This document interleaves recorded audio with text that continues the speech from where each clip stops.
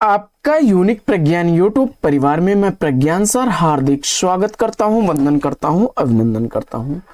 प्यारे साथियों, पाठचर्या होने वाली है काफी महत्वपूर्ण, क्योंकि आज की इस पाठचर्या में हम लोग अध्ययन करेंगे द्विवेदी काल पर वस्तुनिष्ठ अध्ययन। तो द्विवेदी युग के संदर्भ में अध्ययन प्रारंभ करें इससे पूर्व अगर वीडियो को पहली बार देख रहे हैं अथवा चैनल पर नए हैं तो कृपया चैनल को सब्सक्राइब, वीडियो को लाइक और शेयर करना बिल्कुल ना भूलें। आपके लाइक शेयर सब्सक्रिप्शन से हमको मिलता है पुनर्बलन ऐसी ही पाठचर्या प्रतिदिन लाने के लिए। तो मुझे उम्मीद है कि आप अपना प्यार दुलार स्नेह देंगे और मेरा मनोबल बढ़ाएंगे। तो बिना समय गंवाए प्रारंभ करते हैं आज की इस पाठचर्या को और देखते हैं आज का अध्ययन। द्विवेदी युग। शुक्ल जी ने द्विवेदी युग को नई धारा का द्वितीय उत्थान के अंतर्गत सम्मिलित किया और इसकी समयावधि उन्होंने विक्रमी संवत 1950 से 1975 यानी 1893 से 1918 ईस्वी तक माना है। डॉक्टर नगेन ने द्विवेदी काल को जागरण सुधार काल की संज्ञा दी और इसकी समयावधि 1900 से 1918 ईस्वी उन्होंने माना है। तो वहीं डॉक्टर बच्चन सिंह आधुनिक हिंदी साहित्य का इतिहास पुस्तक में द्विवेदी युग को पूर्व स्वच्छंदतावाद काल कहते हुए नजर आते हैं और इसकी समयावधि उन्होंने 1900 से 1920 ईस्वी निर्धारित की। यानी कि 1900 से 1918 तक का समय काल द्विवेदी युग का जो था उसको डॉक्टर नगेन ने जागरण सुधार काल नाम दे दिया। डॉक्टर नगेन ने जागरण सुधार काल नाम दिया। वहीं जागरण सुधार काल नाम दिया। वहीं पर बच्चन सिंह उसी समय काल को पूर्व स्वच्छंदतावाद काल कहते हुए नजर आते हैं, जबकि रामचंद्र शुक्ल जी ने नई धारा का द्वितीय उत्थान में उसको जगह दी। समय काल में लगभग सबका समान ही है। 1893 से 1918 तक का समय काल शुक्ल जी ने माना, तो डॉक्टर नगेन ने 1900 से 1918 ईस्वी तक, जबकि बच्चन सिंह ने 1900 से 1920 ईस्वी का समय काल द्विवेदी काल का माना है। रामधारी सिंह दिनकर जी ने इसे कला की पराजय व जीवन के विजय की कविता की संज्ञा दी है। द्विवेदी युगीन जो काव्य है उसकी कुछ सामान्य विशेषताओं पर चर्चा कर लेते हैं।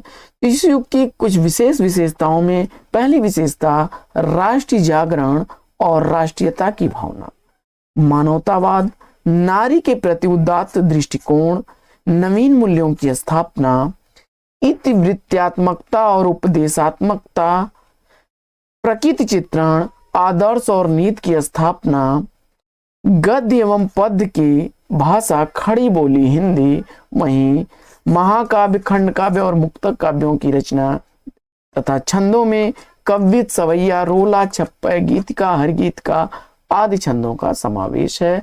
और इन्होंने अनुवाद साहित्य पर भी काफी कार्य किया। द्विवेदी युग के कुछ महत्वपूर्ण देन पर कर लेते हैं चर्चा। तो यहां से आप देखेंगे गद्य एवं पद्य की भाषा का एकीकरण होता हुआ नजर आता है। भाषा में अनुशासन, काव्य में रूढ़ियों से मुक्ति और स्वदेशाभिमान की भावना जागृत होती है। द्विवेदी युग के संदर्भ में कुछ आलोचकों के प्रमुख कथनों पर कर लेते हैं चर्चा और सबसे पहले देखते हैं आचार्य रामचंद्र शुक्ल को। व्याकरण की शुद्धता और भाषा की सफाई के प्रवर्तक द्विवेदी जी थे, यह कथन है आचार्य रामचंद्र शुक्ल जी का।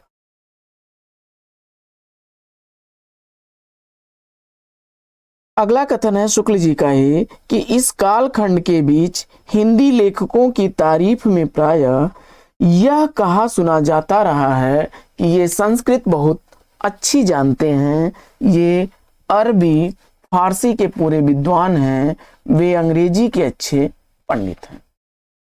द्विवेदी काल की अगली महत्वपूर्ण कथन अगला लेते हैं हम लोग, शुक्ल जी का ही है कि इस काल में व्याकरण आंदोलन के नायक हुए थे पंडित गोविंद नारायण मिश्र जी, जिन्होंने विभक्ति विचार नाम से एक छोटी सी पुस्तक के द्वारा हिंदी की विभक्तियों को शुद्ध विभक्तियां बताकर लोगों को उन्हें मिलाकर लिखने की सलाह दी थी। आगे बढ़ते हैं। आचार्य, कुछ इंपॉर्टेंट तथ्यों पर करते हैं चर्चा। आचार्य शुक्ल ने इस युग के अंतर्गत जिन गद्य रचनाओं पर विचार किया उनमें पंडित महावीर प्रसाद द्विवेदी, पंडित माधव प्रसाद मिश्र, बाल मुकुंद गुप्त, पंडित गोविंद नारायण मिश्र, बाबू श्याम सुंदर दास, पंडित जगन्नाथ प्रसाद चतुर्वेदी, चंद शर्मा गुलेरी और अध्यापक पूर्ण सिंह तथा बाबू गुलाब राय। काव्य रचनाकारों में पंडित श्रीधर पाठक, पंडित अयोध्या सिंह उपाध्याय हरिऔध, पंडित महावीर प्रसाद द्विवेदी, बाबू मैथिली शरण गुप्त, पंडित रामचरित उपाध्याय, पंडित गिरिधर शर्मा नवरत्न, पंडित लोचन प्रसाद पांडे द्विवेदी मंडल के अंतर्गत के रचनाकार हैं। वहीं आचार्य शुक्ल ने राय देवी प्रसाद पूर्ण, पंडित नाथूराम शर्मा शंकर, पंडित गया प्रसाद शुक्ल स्नेही, पंडित राम नरेश त्रिपाठी, लाला भगवान दीन, पंडित रूप नारायण पांडे, पंडित सत्यनारायण कविरत्न को द्विवेदी मंडल के बाहर की काव्य भूमि के अंतर्गत रखा है। सूर्यकांत त्रिपाठी निराला का कथन देखते हैं। उन्होंने लिखा है, वे यानी महावीर प्रसाद द्विवेदी को संबोधित करते हुए कहते हैं कि आधुनिक हिंदी साहित्य के निर्माता हैं, विधाता हैं, सर्वस्व हैं। वहीं रामस्वरूप चतुर्वेदी जी लिखते हैं कि भारतेंदु मंडल आत्मीयता के भाव पर बना था, द्विवेदी मंडल अनुशासन के। रामस्वरूप चतुर्वेदी जी कहते हैं कि भारतेंदु मंडल जो है यह आत्मीयता के भाव पर बना था, वहीं द्विवेदी मंडल अनुशासन के। तो रामविलास शर्मा जी क्या लिखते हैं, गदर सन 1957 का स्वाधीनता संग्राम हिंदी प्रदेश के नवजागरण की पहली मंजिल है। दूसरी मंजिल भारतेंदु हरिश्चंद्र का युग है। द्विवेदी नवजागरण का तीसरा चरण महावीर प्रसाद द्विवेदी और उनके सहयोगियों का कार्यकाल है। गणपत चंद्र गुप्त जी लिखते हैं कि गद्य के संबंध में द्विवेदी जी की भाषा नीति के 4 सूत्र इस प्रकार बताए जा सकते हैं। पहला, विषयानुकूल एवं जनता के अनुकूल सरल, शुद्ध एवं प्रवाहपूर्ण शैली का प्रयोग करना। दूसरा है उर्दू अंग्रेजी के प्रचलित शब्दों को स्वीकार करना। तीसरा है शब्द रूपों और प्रयोगों को निश्चित रूप प्रदान करते हुए भाषा में एक रूपता लाना। आगे बढ़ते हैं और अगला है कि भाषा की अभिव्यंजना की शक्ति की अभिवृद्धि के लिए संस्कृत के सरल एवं उपयुक्त तत्सम शब्दों, लोकोक्तियों एवं मुहावरों तथा अन्य भाषाओं के शब्दों को स्वीकार करना। अब आगे बढ़ते हैं और द्विवेदी युग के कुछ प्रमुख रचनाकार और उनकी रचनाओं तथा विशेषताओं पर करेंगे चर्चा। सबसे पहले लेते हैं आचार्य महावीर प्रसाद द्विवेदी जी को। आचार्य महावीर प्रसाद द्विवेदी जी जो हैं दौलतपुर रायबरेली जन्म स्थान है इनका। 1864 ईस्वी समय काल इनका है। इन्हें मिश्र बंधुओं ने हिंदी का भारी लेखक कहा। 1903 ईस्वी से 1920 ईस्वी तक सरस्वती पत्रिका का संपादन इन्होंने किया, जिसे 20वीं शताब्दी के आरंभिक चरण का विश्वकोश भी कहा गया है। इनकी प्रमुख गद्य रचनाओं की अगर बात की जाए तो रामचंद्र तिवारी जी के अनुसार द्विवेदी जी ने वैचित्र चित्रण रचना का संपादन प्रेमचंद ने किया है। द्विवेदी जी की वैचित्र चित्रण रचना का संपादन प्रेमचंद ने किया है। इनकी प्रमुख मौलिक रचनाओं में गद्य की तरुणोपदेश, वैज्ञानिक कोश, नाट्यशास्त्र, नैषध चरित चर्चा, विक्रमांक देव चरित चर्चा, हिंदी कालिदास की समालोचना, हिंदी भाषा की उत्पत्ति, संपत्ति शास्त्र, कौटिल्य कुठार, कालिदास की निरंकुशता, हिंदी की पहली किताब, lower primary reader, upper primary reader, शिक्षा सरोज, बाल बोध या वर्ण बोध, जिला कानपुर का भूगोल, अवध के किसानों की बर्बादी, वनिता विलास, औद्योगिकी, वैचित्र चित्रण, साहित्यालाप, विज्ञ विनोद, कोविद कीर्तन, विदेशी विद्वान, प्राचीन चिन्ह, चरितचर्या, पूरा वृत्त,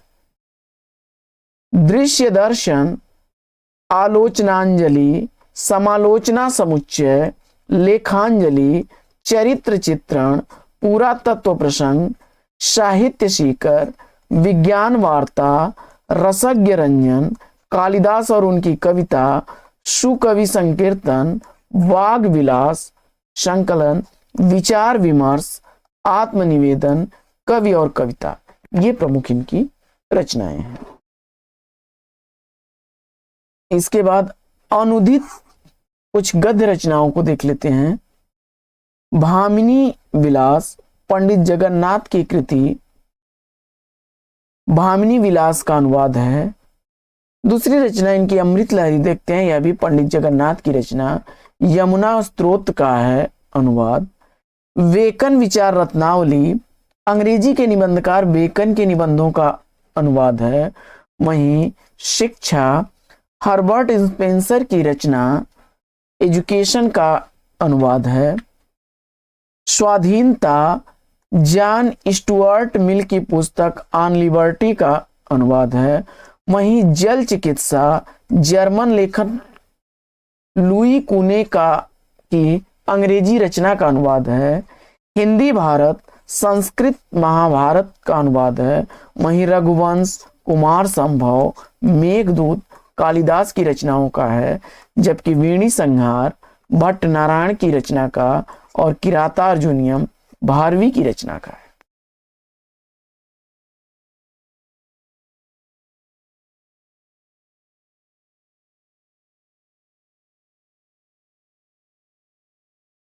इनकी कुछ काव्य रचनाओं पर अगर चर्चा करें तो वलिव्रतम समाचार पत्र संपादक स्वतः, द्विवेदी काव्यमाला, इसका जो है संपादन इन्होंने खुद किया था, और द्विवेदी काव्यमाला का संपादन देवीदत्त शुक्ल ने किया। कविता कलाप, काव्य मंजूषा, सुमन, काव्य कुंज अबला विलाप, नागरी, देवी स्तुति शतक, ये प्रमुख रचनाएं हैं इनकी। इसके बाद महावीर प्रसाद द्विवेदी जी के संदर्भ में अन्य महत्वपूर्ण तथ्यों पर चर्चा करते हैं।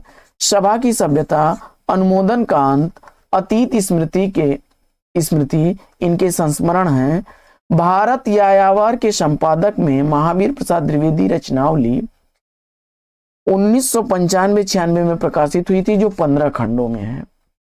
द्विवेदी जी का एक चर्चित कथन देखते हैं हम लोग। कुछ चर्चित कथनों में, लोभ बहुत बुरा है, यह मनुष्य का जीवन दुखमय कर देता है, क्योंकि अधिक धनी होने से कोई सुखी नहीं होता। अगला है कि कवि या ग्रंथकार जिस मतलब से ग्रंथ रचना करता है उससे सर्वसाधारण को परिचित कराने वाले आलोचकों की बड़ी जरूरत रहती है। अगला है कि साहित्य में जो शक्ति छिपी रहती है वह तोप तलवार और बम के गोलों में भी नहीं पाई जाती। अगला कथन है कि अर्थ सौरस्य ही कविता का प्राण है। वहीं जिस कवि को मनोविकारों और प्राकृतिक बातों का यथेष्ट ज्ञान नहीं होता वह कदापि अच्छा कवि नहीं हो सकता। आगे बढ़ते हैं। आचार्य शुक्ल जी ने द्विवेदी जी के निबंधों को बातों का संग्रह कहा है। शुक्ल जी ने द्विवेदी जी के निबंधों को बातों का संग्रह कहा है। काफी इंपॉर्टेंट तथ्य है, याद रखिएगा, परीक्षा में रिपीट हो सकता है, पूछा जा सकता है आपसे। सरस्वती पत्रिका के संदर्भ में देख लेते हैं। कायस्थ पाठशाला कॉलेज प्रयागराज के प्रिंसिपल व तत्कालीन पत्रकार रामानंद चटर्जी के सुझाव से इंडियन प्रेस के स्वामी चिंतामणि घोष के प्रयत्न से राधा कृष्णदास, बाबू कार्तिक प्रसाद खत्री, श्री जगन्नाथ दास रत्नाकर और पंडित किशोरीलाल गोस्वामी और बाबू श्याम सुंदर दास के संयुक्त सहयोग से 1900 ईस्वी में सरस्वती पत्रिका का मासिक पत्र के रूप में प्रकाशन आरंभ हुआ। 1901 से 2 ईस्वी तक बाबू श्याम सुंदर दास इसके संपादक रहे, लेकिन 1903 से 1920 ईस्वी तक आचार्य महावीर प्रसाद द्विवेदी जी इसके संपादक थे। इस पत्रिका के प्रथम अंक के मुख्य पृष्ठ पर मां शारदा, भक्त कवि सूरदास गोस्वामी तुलसीदास, राजा शिव प्रसाद सितारे तथा भारतेंदु हरिश्चंद्र के चित्र छपे थे। सरस्वती पत्रिका में खड़ी बोली में प्रकाशित होने वाली प्रथम कविता किशोरीलाल गोस्वामी की मलयानिल थी, जो 1900 ईस्वी में छपी, जबकि दूसरी कविता महावीर प्रसाद द्विवेदी जी द्वारा रचित द्रौपदी वचन वर्णावली थी।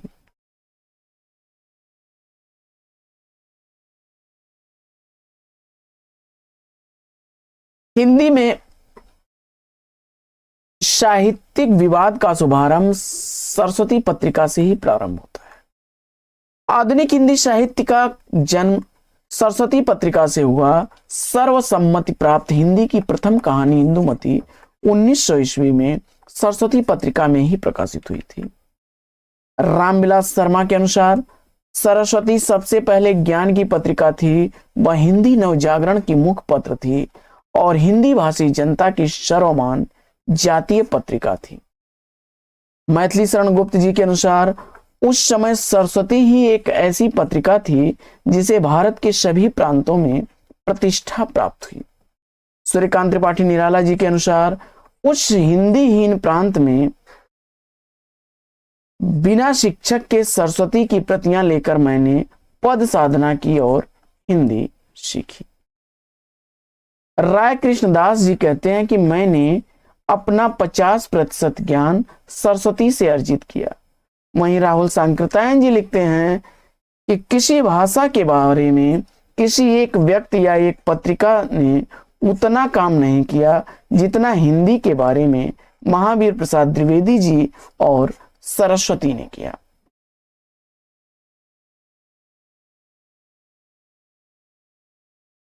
हरिऔध जी ने भारतेंदु युग, द्विवेदी युग और छायावादी युग तक लेखन कार्य किया। यानी हरिऔध जी ने भारतेंदु युग में भी लेखन कार्य किया, द्विवेदी युग में भी किया और छायावादी युग में भी किया। डॉक्टर गणपत चंद्र गुप्त जी इनको आधुनिक काल का सूरदास कहते हुए नजर आते हैं। उन्होंने इन्हें आधुनिक काल का सूरदास कहा है। तो इनके संदर्भ में सूर्यकांत त्रिपाठी निराला जी लिखते हैं कि ये हिंदी के सार्वभौम कवि हैं। ये हिंदी के सार्वभौम कवि हैं। खड़ी बोली, उर्दू के मुहावरे, ब्रज भाषा कठिन स्तर पर सब प्रकार की ये कविता कर सकते हैं। आजमगढ़ के निजामाबाद के रहने वाले विद्वान सुमेर सिंह के उपनाम हर सुमेर के अनुकरण पर अयोध्या सिंह उपाध्याय हरिऔध ने अपना नाम हरिऔध रख लिया। यानी आजमगढ़ में निजामाबाद के ही रहने वाले विद्वान थे सुमेर सिंह और इनका उपनाम हर सुमेर था और इन्हीं के अनुकरण पर इन्होंने अपने नाम में हरिऔध नाम रखा। इन्हें कवि सम्राट भी कहा जाता है। कवि सम्राट की उपाधि देखिए, उपन्यास सम्राट के रूप में कौन जाने जाते हैं? उपन्यास सम्राट के रूप में प्रेमचंद जाने जाते हैं। कवि सम्राट के रूप में अयोध्या सिंह उपाध्याय हरिऔध जी को जाना जाता है। हिंदी साहित्य सम्मेलन के ये 1924 ईस्वी में अध्यक्ष भी थे। खड़ी बोली हिंदी का प्रथम महाकवि भी अयोध्या सिंह उपाध्याय हरिऔध को कहा जाता है। हरिऔध जी की रचनाओं की अगर बात की जाए तो सबसे पहले चर्चा कर लेते हैं नाटकों पर। तो इनके द्वारा लिखे गए चर्चित नाटकों में रुक्मिणी परिणय और प्रद्युमन विजय हैं। प्रद्युमन विजय 1893 ईस्वी का, वहीं रुक्मिणी परिणय 1894 ईस्वी का है। जबकि इन्होंने अधखिला फूल, ठेठ हिंदी का ठाठ और प्रेम कांता जैसे उपन्यासों की भी रचना की। इनके द्वारा लिखा गया उपन्यास प्रेम कांता 1894 ईस्वी का प्रकाशित है। वहीं ठेठ हिंदी का ठाठ 1899 ईस्वी का प्रकाशित है, जबकि अधखिला फूल 1907 ईस्वी का प्रकाशित उपन्यास है।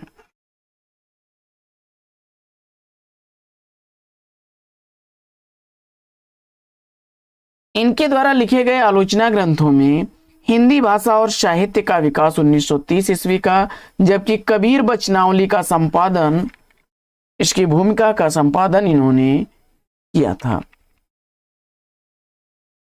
महादेवी वर्मा की जो है कृति निहार की भी भूमिका इन्होंने लिखी थी। अनुवाद ग्रंथ इनके द्वारा लिखे गए हैं वेनिस का बाका और रिपवान विकिल के बाद नीति निबंध, उपदेश कुसुम, विनोद वाटिका और स्फुट काव्य संग्रह। आइए बढ़ते हैं आगे और इनके द्वारा लिखे गए कुछ प्रमुख रचनाओं का रचनाकाल देख लेते हैं। कुसुम राय के अनुसार रसिक रहस्य का प्रकाशन वर्ष 1899 ईस्वी है। प्रेमाम्बु वारिधि और प्रेम प्रपंच कृतियां 1900 ईस्वी की प्रकाशित हैं, जबकि 1901 ईस्वी की प्रकाशित रचना है प्रेमाम्बु प्रश्रवण, प्रेमाम्बु प्रवाह। प्रेम पुष्पहार 1904 ईस्वी की प्रकाशित रचना है। 1906 ईस्वी में प्रकाशित रचना है इनकी उद्बोधन। 1906 में कौन सी रचना प्रकाशित हुई थी? उद्बोधन हुई थी। और 1909 ईस्वी की प्रकाशित रचना इनकी है काव्योपवन। काव्योपवन 1909 ईस्वी की प्रकाशित रचना। वहीं काफी चर्चित रचना है कर्मवीर 1916 ईस्वी की प्रकाशित रचना। इंपॉर्टेंट है, कई बार परीक्षाओं में रिपीट हुई है। ऋतुमुकुर क्षमा करें, ऋतुमुकुर कृति का रचनाकार 1917 ईस्वी है, जबकि चोखे चौपदे चुभते चौपदे 1924 ईस्वी की प्रकाशित रचनाएं हैं। और पद्म प्रसून 1925 ईस्वी की प्रकाशित रचना पद्म प्रमोद, यह रचना है 1927 ईस्वी की। बोलचाल 1928 ईस्वी की प्रकाशित रचना है। रस कलश 1931 ईस्वी की प्रकाशित रचना है। फूल पत्ते 1935 ईस्वी की प्रकाशित रचना है। कल्पलता 1937 ईस्वी की प्रकाशित रचना है। ग्राम गीत 1938 ईस्वी की प्रकाशित रचना है। बाल कवितावली 1939 ईस्वी की प्रकाशित रचना।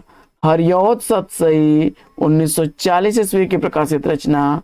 मर्म स्पर्श 1956 ईस्वी की प्रकाशित कृति है। आगे बढ़ते हैं। इनके द्वारा लिखे गए कुछ प्रबंध काव्यों पर अगर करें चर्चा तो प्रिय प्रवास काफी चर्चित खड़ी बोली में लिखा गया। 1914 ईस्वी का प्रकाशन वर्ष। वैदेही वनवास 1940 ईस्वी की प्रकाशित रचना। पारिजात 1936 ईस्वी की प्रकाशित रचना, जिसका कुछ पुस्तकों में प्रकाशन वर्ष 1937 भी दिया गया है। इनके द्वारा लिखा गया प्रिय प्रवास ग्रंथ जो है 17 सर्गों में विभक्त है। यानी प्रिय प्रवास में अगर पूछ लिया जाए सर्गों की संख्या कितनी है तो 17 सर्ग हैं। विधा अगर पूछ लिया जाए तो यह महाकाव्य विधा की रचना है। खड़ी बोली का यह पहला महाकाव्य माना जाता है। यह भागवत पुराण की कथा पर आधारित रचना है। प्रिय प्रवास के संदर्भ में आचार्य शुक्ल ने प्रिय प्रवास को महाकाव्य नहीं माना है। यह भी इंपॉर्टेंट तथ्य याद रखिएगा। शुक्ल जी ने प्रिय प्रवास को महाकाव्य नहीं माना है। राधा और कृष्ण पर आधारित इस काव्य में इन दोनों को समाज सेवी के रूप में दिखाया गया है। प्रिय प्रवास का प्रारंभिक नाम इसका ब्रजांगना विलाप था और यह संस्कृत के वर्ण वृत्तों पर आधारित रचना है। अब दूसरी रचना देखते हैं पारिजात। 15 सर्गों का महाकाव्य है। धार्मिक और आध्यात्मिक विषयों को आधार बनाकर लिखा गया ग्रंथ है। और हरियौत का तीसरा काफी चर्चित महाकाव्य वैदेही वनवास 18 सर्गों में लिखा गया यह महाकाव्य है, जो वाल्मीकि रामायण की कथा पर आधारित है। और इसमें राम के द्वारा सीता के निर्वासन की कथा का वर्णन है। आगे बढ़ते हैं और मैथिली शरण गुप्त जी को देखते हैं। अयोध्या सिंह उपाध्याय हरियौत के बाद मैथिली शरण गुप्त को देखते हैं। चिरगांव झांसी में जन्मे। 1886 ईस्वी में मैथिली शरण गुप्त जी को वासुदेव शरण अग्रवाल जी ने युग कवि की संज्ञा दी, तो आगे जी ने तो इन्हें अपना काव्य गुरु ही स्वीकार कर लिया था। मैथिली शरण गुप्त ने महावीर प्रसाद द्विवेदी को अपना काव्य गुरु माना है। यह इंपॉर्टेंट तथ्य है। मैथिली शरण गुप्त ने महावीर प्रसाद द्विवेदी जी को अपना काव्य गुरु माना, जबकि अज्ञेय जी ने मैथिली शरण गुप्त को अपना काव्य गुरु माना है। गुप्त जी का सांसद आवास दद्दा का दरबार कहा जाता था और डॉक्टर नगेंद्र इस दरबार के अस्थायी सदस्य थे। महात्मा गांधी जी ने गुप्त जी को राष्ट्र कवि की उपाधि दी। उनकी रचना भारत भारती से प्रभावित होकर के, भारत भारती 1912 ईस्वी की रचना है, इससे प्रभावित होकर के राष्ट्र कवि की उपाधि दे दी। वहीं गुप्त जी ने बंगला कवि मधुसूदन दत्त की रचनाओं का अनुवाद मधुप उपनाम से किया। यह भी काफी इंपॉर्टेंट तथ्य है। मैथिली शरण गुप्त जी को आधुनिक युग का गुप्त जी को आधुनिक युग का तुलसीदास, हरगीत का छंद का बादशाह और अत्यंत अनुप्रास अलंकार का स्वामी भी कहा जाता है। आचार्य शुक्ल जी ने गुप्त जी की प्रतिभा की लिखते हैं शुक्ल जी इनके संदर्भ में कि गुप्त जी की प्रतिभा की सबसे बड़ी विशेषता यह है कि कालानुसरण की क्षमता, अर्थात उत्तरोत्तर बदलती हुई भावनाओं, काव्य प्रणालियों को ग्रहण करते चलने की शक्ति है। गुप्त जी वास्तव में सामंजस्यवादी कवि हैं, प्रतिक्रिया का प्रदर्शन करने वाले या मद में झूमने या झीमने वाले कवि नहीं हैं। यह कथन किसका है? शुक्ल जी का है, मैथिली शरण गुप्त के संदर्भ में। अच्छा, बच्चन जी क्या लिखते हैं गुप्त जी के संदर्भ में? काफी इंपॉर्टेंट कथन है।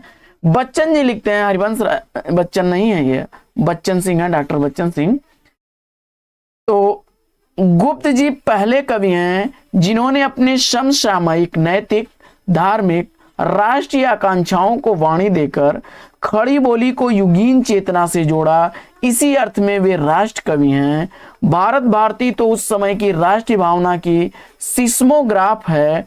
इसे लिखने की प्रेरणा उन्हें मुदस्से हाली व कैफी के भारत दर्पण से मिली।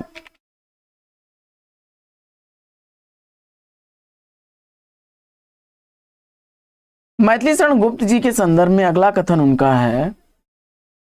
गुप्त जी के संदर्भ में अगला कथन, गुप्त जी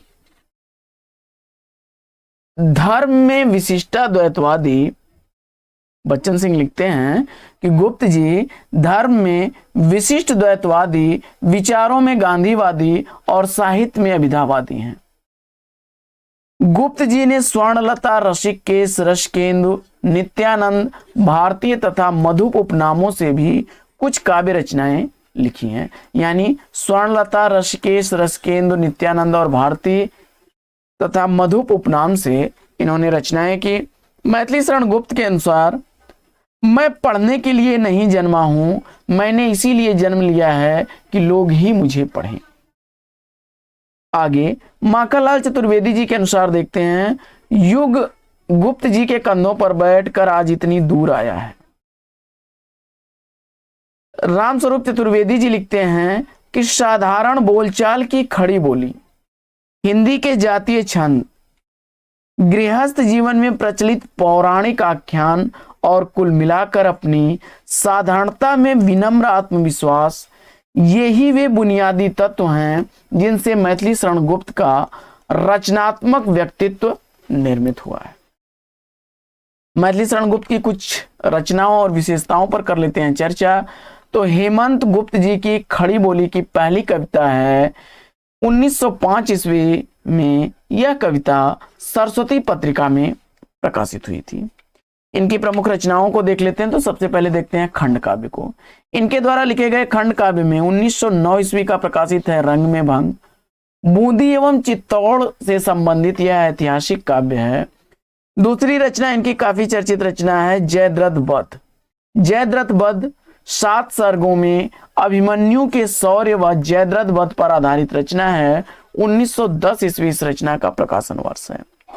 शकुंतला, कालिदास के अभिज्ञान शाकुंतलम का पद रूपांतरण इन्होंने किया शकुंतला नाम से 1914 ईस्वी में। पंचवटी रामायण के प्रसंग पर लिखी गई रचना 1925 ईस्वी की है। वहीं किसान 8 सर्गों में वर्णित आत्मचरितात्मक खंड काव्य है। 1916 ईस्वी इसका प्रकाशन वर्ष है। सैरंध्री महाभारत के आख्यान पर आधारित रचना 1926 ईस्वी की है। वहीं महाभारत पर ही आधारित वक्स संहार और वन वैभव 1937 ईस्वी की रचना। शक्ति पौराणिक आख्यानों पर आधारित 1927 ईस्वी की ही प्रकाशित रचना है। 1932 ईस्वी की प्रकाशित रचना यशोधरा संगीत रूपक शैली में है। वहीं 1936 ईस्वी में द्वापर कृष्ण कथा पर एकालाप शैली की रचना है। सिद्धराज 5 सर्गों में बद्ध सिद्धराज राजा जय सिंह के चरित्र पर आधारित रचना है। 1940 ईस्वी में नहुस इनका लिखा गया महाभारत के आख्यान पर 7 सर्गों का काव्य है, खंड काव्य।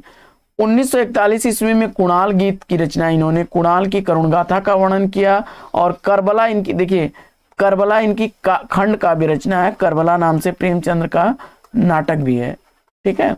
तो यहां पर जो है खंड काव्य की बात की जा रही है। 1942 ईस्वी का गुप्त जी का खंड काव्य है, जो इमाम हुसैन के बलिदान की गाथा को चित्रित करता है। आगे 1946 ईस्वी की प्रकाशित रचना अजीत एक राजनीतिक बंदी पर आधारित रचना है। वहीं हिडिंबा महाभारत के आख्यान पर आधारित रचना है। हिडिंबा महाभारत के आख्यान पर आधारित रचना है। विष्णुप्रिया 1957 ईस्वी की चैतन्य महाप्रभु की पत्नी विष्णुप्रिया की पुण्य गाथा का वर्णन। वहीं रत्नावली महाकवि तुलसीदास की पत्नी पर आधारित 1960 ईस्वी की प्रकाशित रचना है। आगे बढ़ते हैं और इनके द्वारा लिखे गए महाकाव्यों पर कर लेते हैं चर्चा। तो 12 सर्गों में विभक्त साकेत महाकाव्य लक्ष्मण उर्मिला राम व सीता पर आधारित है। 1936 ईस्वी में इस रचना के लिए उन्हें मंगला प्रसाद पारितोषिक से सम्मानित किया गया। 1931 ईस्वी की प्रकाशित यह रचना है साकेत। साकेत का अर्थ होता है अयोध्या। जय भारत 47 शीर्षकों में विभक्त रचना युधिष्ठिर के इर्द गिर्द रची गई रचना है। 1952 ईस्वी का प्रकाशन वर्ष है। इनके द्वारा लिखे गए मुक्तक काव्यों की अगर बात की जाए तो पद प्रबंध 1912 ईस्वी का, मंगल घट 1937 ईस्वी का, आस्वाद 1938 ईस्वी का, स्वाति और संकेत, स्वस्ति और संकेत, अन्योक्ति पुष्पावली, राष्ट्रवाणी 1986 ईस्वी की ये प्रसिद्ध इनके मुक्तक काव्य हैं। दुर्दशा निवेदन भी इनका मुक्तक ही है। इसके अलावा गीत काव्यों पर अगर बात की जाए, वैतालिक 1916 ईस्वी का गीत काव्य गुप्त जी का। मैथिली शरण गुप्त का झंकार 1927 ईस्वी का है। वहीं भूमि भाग 1953 ईस्वी का है। स्वदेश संगीत 1925 ईस्वी का है। विश्व वेदना 1942 ईस्वी का है। उच्छ्वास 1960 ईस्वी का है। अंजलि और अर्घ महात्मा गांधी से संबंधित इनकी रचना है। इसके बाद निबंध काव्य की अगर बात की जाए तो भारत भारती 1912 ईस्वी, राजा प्रजा 1956 ईस्वी, हिंदू 1927 ईस्वी, विजय पर 1963 ईस्वी का प्रकाशित निबंध काव्य है। आगे बढ़ते हैं और इसके अलावा इनके द्वारा लिखे गए अन्य काव्यों में पत्रावली, गुरुकुल, काबा, विकट भट्ट, अर्जन और विसर्जन, युद्ध, नल दमयंती, कविश्री और प्रदक्षिणा, जिसमें संपूर्ण राम कथा को एक सूत्र में पिरोपित किया गया है। इनके द्वारा लिखे गए कुछ पद नाटक हैं, जिसमें अनघ 1925 ईस्वी का, पृथ्वीपुत्र 1950 ईस्वी, दिवोदास 1950 ईस्वी, जैनी 1950 ईस्वी और लीला 1960 ईस्वी के हैं। इसके अलावा गद्य नाटकों की अगर बात की जाए तो तिलोत्तमा 1915 ईस्वी का, चंद्रहास 1916 ईस्वी का, उद्धार उद्धार का प्रकाशन वर्ष नहीं कहते हैं आप। इसके बाद संस्मरण की अगर बात की जाए तो संस्मरण श्रद्धांजलि और संस्मरण 1979 ईस्वी, मुंशी अजमेरी 1982 ईस्वी के संस्मरण हैं। इन्होंने संस्कृत के कुछ रचनाओं का अनुवाद किया, जिसमें प्रतिज्ञा योगंध नारायण, चारुदत्त, दूत वाक्यम, उर्भंगम, अभिषेक, प्रतिमा, अभिमारक, दूध घटोत्कच और गीता मृत, स्वप्न वासवदत्ता का इन्होंने अनुवाद किया। बंगला से भी ये संस्कृत अनुवाद थे सब। इसके बाद बंगला रचनाओं का भी अनुवाद इन्होंने विरहिणी, वज्रांगना, वीरांगना, मेघनाद वध, प्लासी का युद्ध और वृत्त संहार, इन रचनाओं का इन्होंने अनुवाद किया।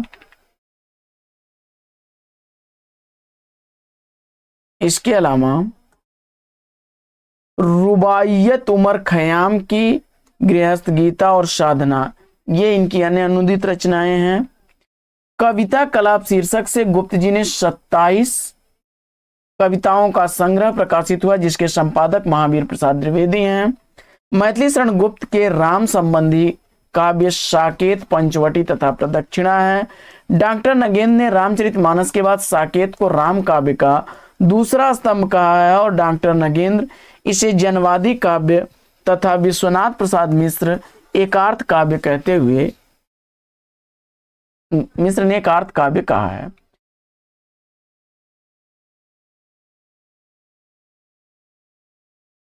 में वाराणसी काशी में इनका जन्म हुआ था। इन्हें भक्तकालीन आत्मा, रीतकालीन कलात्मकता का समन्वय कवि कहा जाता है। आचार्य शुक्ल जी लिखते हैं रत्नाकर के संदर्भ में कि ब्रज भाषा की पुरानी परिपाटी के कवियों में रत्नाकर जी का स्थान बहुत ऊंचा माना जाता है। इनकी कविता बड़े बड़े पुराने कवियों के टक्कर की होती थी। पुराने कवियों में भी इनकी सी सूझ, उक्ति वैचित्र बहुत कम देखा जाता है। शुक्ल जी ने आगे लिखा है कि ये साहित्य तथा ब्रज भाषा के बहुत बड़े मर्मज्ञ माने जाते थे। रामस्वरूप चतुर्वेदी जी लिखते हैं कि सूर की भावुकता और नंददास की तार्किकता से अलग रत्नाकर की गोपियों में जो एक वाग वैदग्ध्य है, वह समुची भ्रमर गीत परंपरा में एक नया आयाम जोड़ता है। ये विद्यार्थी जीवन में जकी उपनाम से उर्दू फारसी में कविताएं करते थे। रत्नाकर को बचपन में ही इनकी प्रतिमा को देख करके भारतेंदु हरिश्चंद्र ने भविष्यवाणी की थी कि यह बालक आगे चलकर हिंदी का श्रेष्ठ कवि होगा। आगे जगन्नाथ दास रत्नाकर की रचनाओं को देख लेते हैं। तो सबसे पहले देखते हैं खंड काव्य। बच्चन सिंह के अनुसार रत्नाकर का उद्धव शतक 1929 ईस्वी में प्रकाशित हुआ, काफी चर्चित रचना है, बड़ी इंपॉर्टेंट। इसके बाद हिंडोला 1894 ईस्वी में प्रकाशित रचना है, रोला छंद में लिखी गई श्रृंगारिक रचना है। आगे बढ़ते हैं और अगली रचना देखते हैं हरिश्चंद्र। तीसरी रचना है कलकासी, रोला छंद में लिखा गया पूर्ण खंड काव्य है। गंगा अवतरण भक्ति विषयक 1927 ईस्वी का प्रकाशित। वहीं उद्धव शतक को दूत काव्य भी कहा गया है, 1929 ईस्वी का प्रकाशन वर्ष है।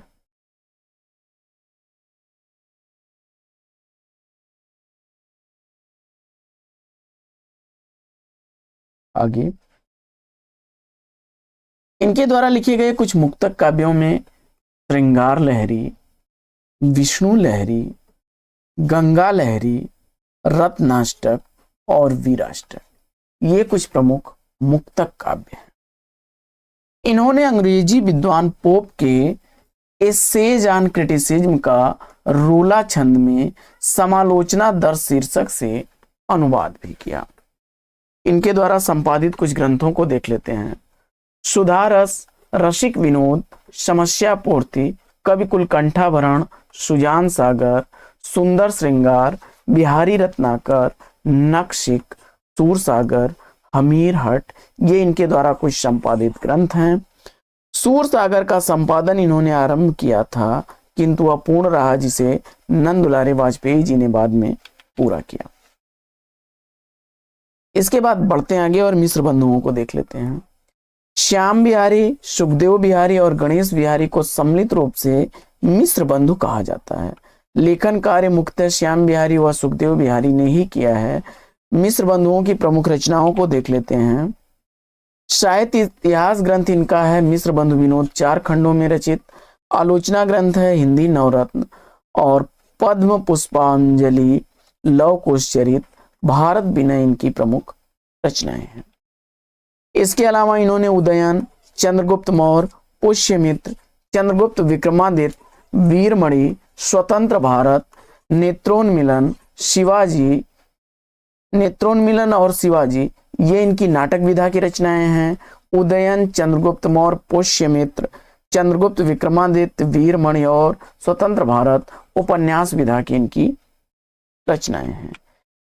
मिश्र बंधुओं को राय बहादुर व राव राजा की उपाधि दी गई थी। श्याम सुंदर दास के अनुसार हिंदी नवरत्न से कवियों की समालोचना का सूत्रपात होता है।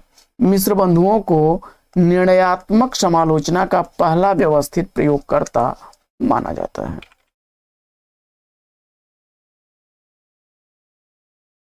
आगे बढ़ते हैं और सत्यनारायण कविरत्न को देख लेते हैं। अलीगढ़ उत्तर प्रदेश में जन्मे, 1880 ईस्वी इनका समय काल है और इनकी प्रमुख रचनाओं में वंदे मातरम, करुणा क्रंदन, रविंद्र वंदना, गांधी स्तवन, दुखियों की पुकार, श्री तिलक वंदना, ये प्रमुख इनकी काव्य रचनाएं हैं। हृदय तरंग शीर्षक से इनकी कविताओं का संग्रह प्रकाशित है, जिसमें प्रेम कली तथा भ्रमर दूत शीर्षक की रचनाएं प्रसिद्ध हैं। इन्होंने लॉर्ड मैकाले की रचना हॉरिशस का अनुवाद भी किया है। इन्हें आधुनिक ब्रजभाषा काव्य की बृहत्त्रयी हरिश्चंद्र, रत्नाकर और सत्यनारायण कविरत्न के अंतर्गत रखा गया है। आचार्य रामचंद्र शुक्ल के अनुसार रीत काल के कवियों की परंपरा पर ये न चलकर या तो भक्ति काल के कृष्ण भक्त कवियों के ढंग पर चले हैं अथवा भारतेंदु काल की नूतन कविता प्रणाली पर। आगे बढ़ते हैं, रामचरित उपाध्याय जी को देख लेते हैं। गाजीपुर उत्तर प्रदेश में जन्मे, 1872 ईस्वी इनका समय काल, जन्म काल, और इनकी प्रमुख रचनाओं में रामचरित चिंतामणि, रामचरित चंद्रिका। रामचरित चिंतामणि 1920 ईस्वी की प्रकाशित रचना, वहीं 1919 ईस्वी की प्रकाशित रामचरित चंद्रिका है।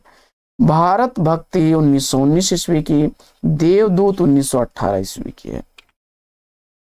राष्ट्र भारती सुक्ति मुक्तावली 1915 ईस्वी की, देव सभा, विचित्र विवाह, कई बार परीक्षाओं में रिपीट हुआ है, और ब्रज सत्सई, ये इनके द्वारा लिखी गई कुछ प्रमुख रचनाएं हैं। इसके अलावा आचार्य महावीर प्रसाद द्विवेदी के प्रोत्साहन में इन्होंने खड़ी बोली में पवन दूत नामक एक रचना 1906 ईस्वी में सरस्वती पत्रिका में प्रकाशन के लिए भेजी थी। विजयी बसंत, श्रावण श्रृंगार, सुधा शतक का बरवा, इनकी ब्रज भाषा की काव्य रचनाएं हैं। ब्रज भाषा की विदाई तथा सभ्य समालोचक इनकी चर्चित कविताएं हैं। रामचरित चिंतामणि इनके द्वारा लिखा गया प्रबंध काव्य है। इन्होंने देवी द्रौपदी शीर्षक से एक उपन्यास भी लिखा है। इन्हें द्विवेदी युगीन सूक्तिकार भी माना जाता है।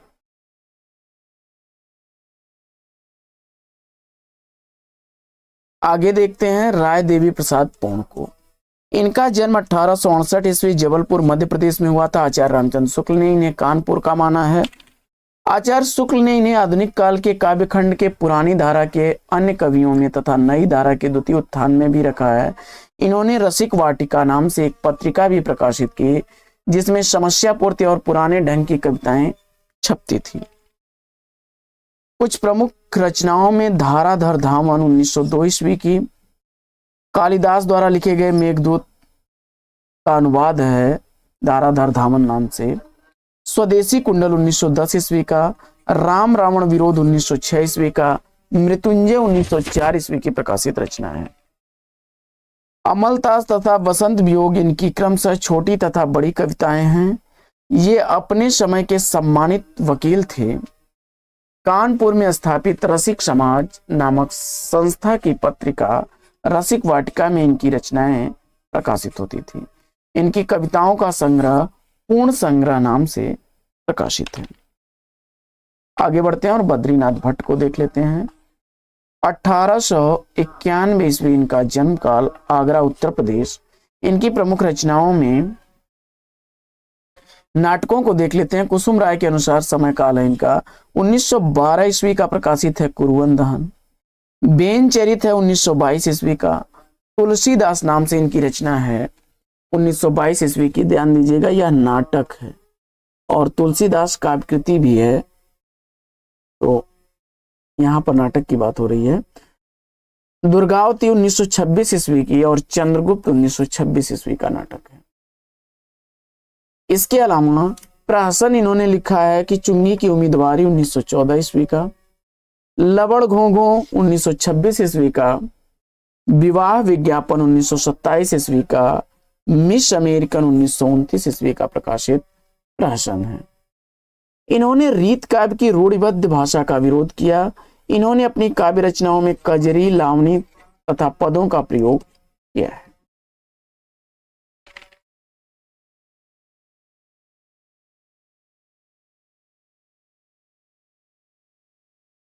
हमारे कवि और समालोचक तथा हमारी कविता की भाषा इनके प्रमुख निबंध हैं। सूखी पत्ती शीर्षक कविता के अतिरिक्त इनके अनेक गीत भाव व्यंजक हैं। इनके नाटकों पर फ्रांसीसी हास्य नाटककार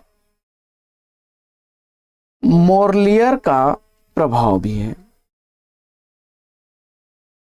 बद्रीनाथ भट्ट के बाद आगे बढ़ते हैं और देखते हैं लोचन प्रसाद पांडे को। लोचन प्रसाद पांडे बिलासपुर, जो कि छत्तीसगढ़ में है, में जन्म हुआ था इनका 1886 ईस्वी में। इनकी उपलब्धियां हैं साहित्य वाचस्पति तथा काव्य विनोद। बच्चन सिंह ने इनका जन्म 1886 ईस्वी में माना है। इनकी प्रमुख काव्य रचनाओं में प्रवासी, मेवाड़ गाथा, महानदी, पद्म पुष्पांजलि, मृगी, दुख मोचन, नीति कविता, कविता कुसुम प्रमुख हैं। इसके अलावा इनकी नाट्य कृतियों में छात्र दुर्दशा, ग्राम्य विवाह विधान, प्रेम प्रशंसा या गृहस्थ दशा दर्पण तथा प्रहसन में है साहित्य सेवा। रामचंद्र शुक्ल जी के अनुसार इन्होंने चित्तौड़ के भीम सिंह के अपूर्व स्वत्व त्याग की कथा, मेवाड़ गाथा तथा नंददास की रास पंचाध्याय के ढंग पर लिखी है। मेवाड़ गाथा इनके द्वारा लिखा गया खंड काव्य है और लोचन प्रसाद पांडे का काफी चर्चित है। दो मित्र शीर्षक से इन्होंने एक उपन्यास भी लिखा है। इसके बाद रूप नारायण पांडे जी को देख लेते हैं। रूप नारायण पांडे 1884 ईस्वी में जन्मे, लखनऊ उत्तर प्रदेश में। इनकी काव्य रचनाओं में पराग 1924 ईस्वी, वन वैभव, वन विहंगम, आश्वासन और दलित कुसुम, ये कुछ प्रमुख काव्य रचनाएं हैं। तो इसके अलावा इन्होंने निगमागम चंद्रिका, नागरी प्रचारक, इंदु माधुरी इत्यादि पत्रिकाओं का भी प्रकाशन किया, संपादन किया। और इनकी नाट्य रचना सम्राट अशोक है। गिरधर शर्मा नवरत्न को देख लेते हैं। जयपुर राजस्थान में जन्मे 1881 ईस्वी में। इन्होंने गोल्ड स्मिथ की रचना हरमिट का अनुवाद संस्कृत श्लोकों में किया, जो हिंदी में एकांतवासी योगी नाम से अनुवादित है। इन्होंने रविन्द्रनाथ टैगोर की कृति गीतांजलि का हिंदी पद में अनुवाद किया। संस्कृत कवि माघ के शिशुपाल वधम नाटक के 2 सर्गों का अनुवाद हिंदी माघ शीर्षक से किया। वहीं मातृवंदना इनकी मौलिक काव्य रचना है।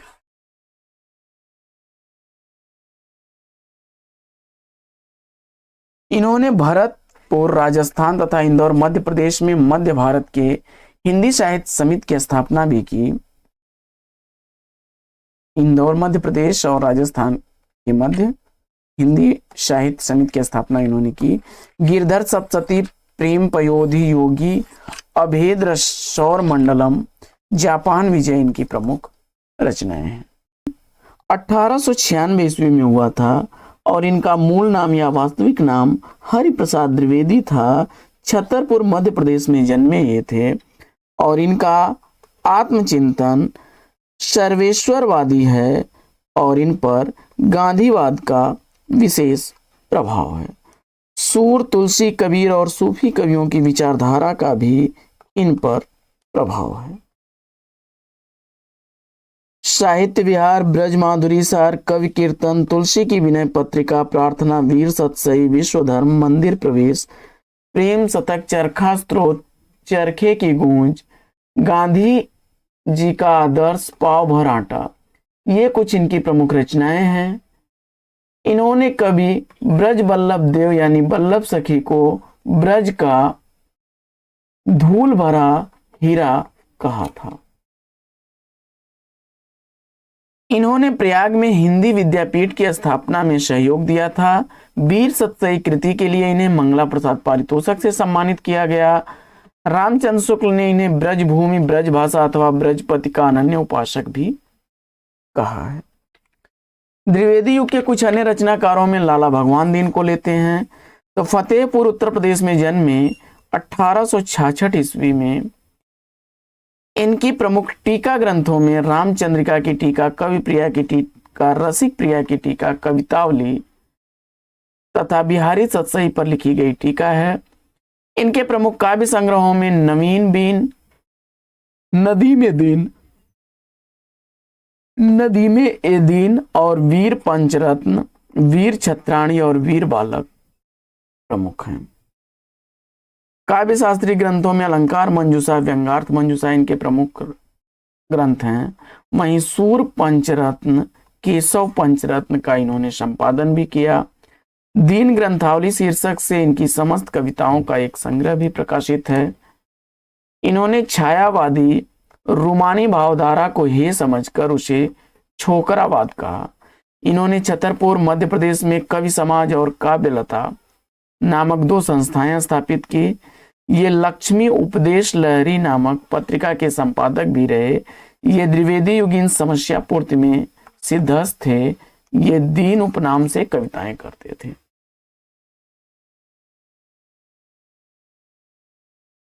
आगे बढ़ते हैं और कामता प्रसाद गुरु को देखते हैं। कामता प्रसाद गुरु का जन्म 1875 ईस्वी में सागर मध्य प्रदेश में हुआ था। इनके प्रमुख काव्य ग्रंथों में भौमा सुरपद, विनय पचासा ब्रज भाषा में है और इनकी कविताओं में शिवाजी, दासी रानी नाटक इनका सुदर्शन था और उपन्यासों में सत्य, प्रेम, पार्वती और यशोदा इनके द्वारा लिखे गए उपन्यास हैं। व्याकरण ग्रंथों में हिंदी व्याकरण 1920 ईस्वी का तथा संपादन इन्होंने बाल सखा तथा सरस्वती पत्रिका का किया। काव्य संग्रह इनके पद्य पुष्पावली प्रमुख हैं। आगे बढ़ते हैं और बाल मुकुंद गुप्त जी को देखते हैं। इनका जन्म 1865 ईस्वी में हरियाणा में हुआ था। इनकी प्रमुख काव्य ग्रंथों में स्फुट कविताएं, निबंध में गुप्त निबंधावली और इन्होंने अखबारी चुनार तथा कोहनूर तथा हिंदी पत्र हिंदुस्तान, हिंदी बंगवासी तथा भारत मित्र पत्रों का संपादन किया। शिव शंभु के चिट्ठे और खत इनकी ख्याति प्राप्त रचनाएं हैं जो गद्य विधा में लिखी गई हैं। आचार्य महावीर प्रसाद द्विवेदी ने अनिस्थिरता शब्द को लेकर के लज्जाराम मेहता से शेष शब्द को लेकर के इनका विवाद रहा। बद्री नारायण चौधरी हिंदी बंगवासी को भाषा गढ़ने की टकसाल कहते हैं। इसके बाद मुकुटधर पांडे जी को देख लेते हैं। 1895 ईस्वी में जन्म हुआ था बिलासपुर, वर्तमान में जो छत्तीसगढ़ में है। कानन कुसुम आंसू, प्रेम प्रबंध, शैलबाला, लक्ष्मा, परिश्रम, समाज कंटक, हृदय दान, कार्तिक महात्म और इटालिय युवक ये प्रमुख रचनाएं हैं इनकी। आचार्य रामचंद्र शुक्ल ने इन्हें छायावाद का प्रवर्तक माना है। वहीं हिंदी साहित्य में छायावाद शब्द का पहली बार प्रयोग इन्होंने ही किया था। कानन कुसुम तथा आंसू शीर्षक से छायावादी कवि जयशंकर प्रसाद ने भी कविताएं लिखी हैं। इन्होंने 1920 ईस्वी में श्री शारदा जबलपुर से प्रकाशित होने वाली पत्रिका में हिंदी में छायावाद शीर्षक से 4 निबंधों की एक लेखमाला भी छपवाई थी। आचार्य शुक्ल ने इन्हें आधुनिक काल के प्रकरण 4 में काव्यखंड की नई धारा के तृतीय उत्थान में रखा है।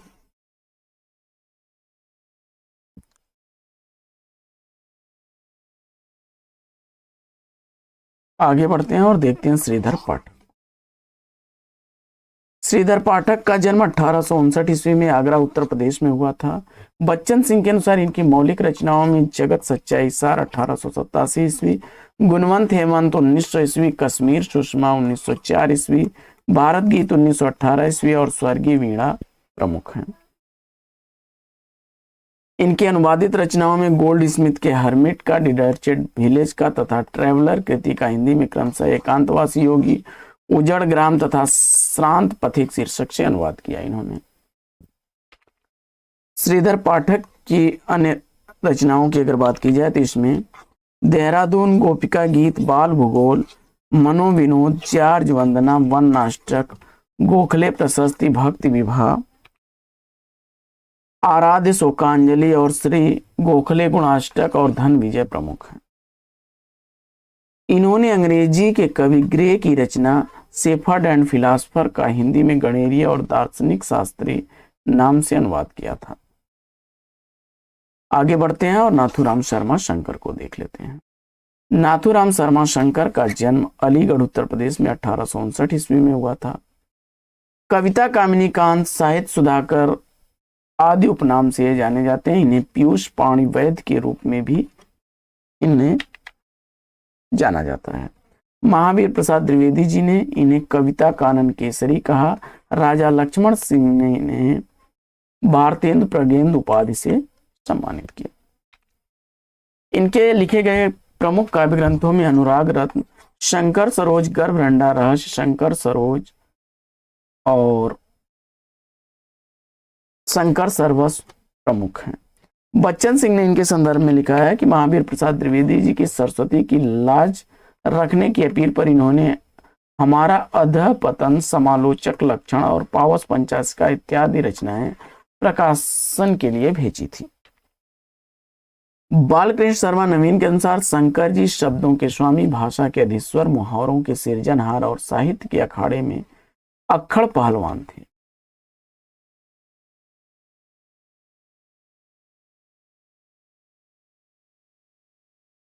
इन्हें मिलिंद पाद शंकर छंदों और राजगीत जैसे नवीन छंदों का प्रवर्तन भी किया और कलित कलेवर इनकी नक्सिक से संबंधित काव्य शास्त्रीय ग्रंथ रचना है और खड़ी बोली का इन्हें कबीर भी कहा जाता है। खड़ी बोली का कबीर भी कहा जाता है। द्विवेदी युग की कुछ सतसई परंपराओं पर चर्चा कर लेते हैं। तो रामचरित की ब्रज सतसई, मदन मोहन गोस्वामी की राष्ट्र सतसई, महेश प्रसाद चंद्र की स्वदेश सतसई, हरिऔध जी की हरिऔध सतसई और वियोग हरि की वीर सतसई तथा शिवरत्न शुक्ल की सिरस नीति सतसई प्रमुख है। द्विवेदी युग के कुछ रचनाकारों की रचनाओं को देख लेते हैं। सेठ कन्हैयालाल पोद्दार की रचनाओं में काव्य कल्पद्रुम, अलंकार प्रकाश, अंबिका प्रसाद वाजपेयी की रचना है हिंदी कौमुदी, गोपाल शरण सिंह की रचनाओं में माधवी, कादम्बनी, मानवी, सुमना, ज्योतिषमती और संचिता प्रमुख हैं। कृषक क्रंदन, राष्ट्रीय मंत्र, राष्ट्रीय वीणा, त्रिशूल तरंग, प्रेम पचीसी, कला में त्रिशूल, संजीवनी, करुणा, कादम्बनी ये काव्य ग्रंथ हैं। गया प्रसाद शुक्ल स्नेही का स्नेही और त्रिशूल ये दोनों उपनामों से कविताएं करने वाले रचनाकार थे। इन्हें सुकवि नाम की एक इन्होंने पत्रिका भी निकाली थी। दैत्यवंश, रावण महाकाव्य हर दयालु सिंह की रचना है। वहीं गजमोक्ष और कृष्ण गीतावली कृष्ण कवि की रचना है। आगे परीक्षा उपयोगी कुछ तथ्यों को देख लेते हैं। तो क्यों पले पीस कर किसी को तू, मैं बहुत पालिशी, बुरी तेरी हम रहे चाटते, पटाना ही पेट तुझ से पटी नहीं मेरी। ये काव्य पंक्तियां अयोध्या सिंह उपाध्याय हरिऔध द्वारा रचित चोखे चौपदे की हैं। प्यारे जीवें जग हित करें, किए चाहे ना आवे, यह काव्य पंक्ति हरिऔध जी की है। आगे मेरा जीवन मूर प्राण धन अहो अजलैना प्यारी, अब बोला उत्कंठित होकर वह अहो प्रीति जग से न्यारी। श्रीधर पाठक की रचित यह पंक्ति एकांतवासी योगी से अवतरित है।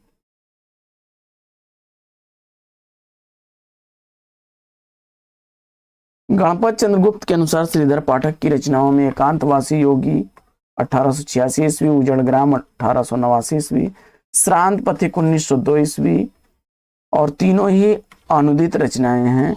जगत सच्चाई सार 1887 ईस्वी, कश्मीर सुषमा 1904 ईस्वी, आराध्य शोकांजलि 1906 ईस्वी, जार्ज वंदना 1912 ईस्वी, भक्ति विवाह 1913 ईस्वी, गोखले प्रशस्ति 1915 ईस्वी, देहरादून 1915 ईस्वी, गोपिका गीत 1916 ईस्वी और भ्रमर गीत 1928 ईस्वी की प्रकाशित रचनाएं हैं। इसके अलावा नाथुराम शर्मा शंकर का 1859 से 1935 ईस्वी, जगन्नाथ दास रत्नाकर का 1866 से 1932 ईस्वी, मैथिली शरण गुप्त का 1866 से 1964 ईस्वी, लाला भगवान दिन का 1866 से 1930 ईस्वी, राय देवी प्रसाद पूर्ण का 1868 से 1959 ईस्वी, रामचरित उपाध्याय का 1872 से 1938 ईस्वी, गया प्रसाद शुक्ल का जीवन काल 1833 से 1883 से 1930 ईस्वी और रूप नारायण पांडे का 1884 से 1959 ईस्वी है। अयोध्या सिंह उपाध्याय हरिऔध का जन्म काल 1865 से 1941 ईस्वी, श्रीधर पाठक का 1859 से 1928 ईस्वी तक, सत्यनारायण कविरत्न का 1880 से 1918 ईस्वी, रामनरेश त्रिपाठी का 1889 से 1963 ईस्वी, मुकुटधर पांडे का 1895 से 1989 ईस्वी, महेश प्रसाद द्विवेदी का 1864 से 1938 ईस्वी, बाल मुकुंद गुप्त का 1865 से 1907 ईस्वी, माधव प्रसाद मिश्र का 1871 से 1907 ईस्वी, श्याम सुंदर दास का 1875 से 1945 ईस्वी, सरदार पूर्ण सिंह का 1881 से 1931 ईस्वी और चंद्र शर्मा गुलेरी का 1883 से 1920 ईस्वी तक समय काल। गणपत चंद्र गुप्त ने श्रीधर पाठक का जन्म 1858 ईस्वी माना है, तो महावीर प्रसाद द्विवेदी ने 1861 ईस्वी, महाप्रसाद द्विवेदी का 1861 ईस्वी, मैथिली शरण गुप्त का 1887 ईस्वी, नाथुराम शर्मा शंकर का 1858 ईस्वी। इसके बाद हजारी प्रसाद द्विवेदी जी के अनुसार रामचंद्र शुक्ल की रचनाएं, कृष्णदास का जीवन चरित 1913 ईस्वी, आदर्श जीवन 1914 ईस्वी, बुद्ध चरित 1922 ईस्वी, काव्य में रहस्यवाद 1929 ईस्वी, हिंदी साहित्य का इतिहास 1930 ईस्वी, विचार विधि 1930 ईस्वी, गोस्वामी तुलसीदास 1933 ईस्वी, त्रिवेणी 1936 ईस्वी, चिंतामणि 1935 ईस्वी की प्रसिद्ध रचनाएं हैं। हजारी प्रसाद द्विवेदी जी के अनुसार अयोध्या सिंह उपाध्याय हरिऔध की प्रमुख रचनाओं में प्रद्युम्न विजय 1893 ईस्वी, प्रेम कात 1894 ईस्वी, रुक्मिणी परिणय 1894 ईस्वी, ठेठ हिंदी का ठाठ 1899 ईस्वी, रसिक रस 1899 ईस्वी, प्रेमाम्बु वारिद 1900 ईस्वी और प्रेम प्रपंच 1900 ईस्वी, प्रेमाम्बु प्रश्रवण 1901 ईस्वी, प्रेमाम्बु प्रवाह 1901 ईस्वी, प्रेम पुष्पहार 1904 ईस्वी और अधखिला फूल 1907 ईस्वी, काव्यो पवन 1909 ईस्वी, वाल विनोद 1917 ईस्वी की प्रसिद्ध रचनाएं हैं। तो साथियों, आज की इस पाठचर्या में ले लेते हैं यहीं पर विराम। फिर मिलेंगे आपसे अगले वीडियो में एक नए प्रकरण, एक नए टॉपिक, एक नए अंदाज में। तब तक के लिए लेंगे आपसे विदा। आपका जीवन मंगलमय हो। बेस्ट विशेष बेस्ट ऑफ लक। जय हिंद साथियों।